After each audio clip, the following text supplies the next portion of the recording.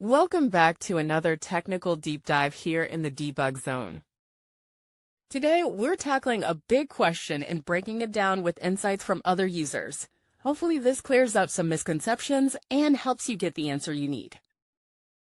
So buckle up, stay a little curious, and let's jump right in.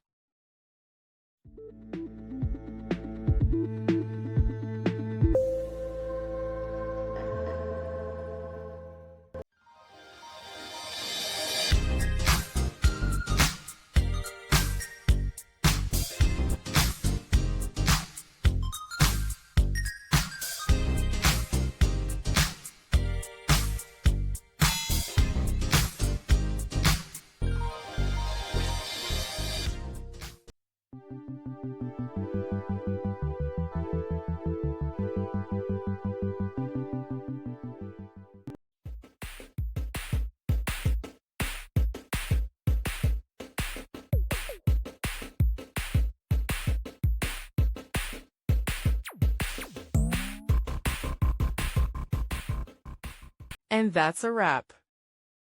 I hope you found the answer you were looking for.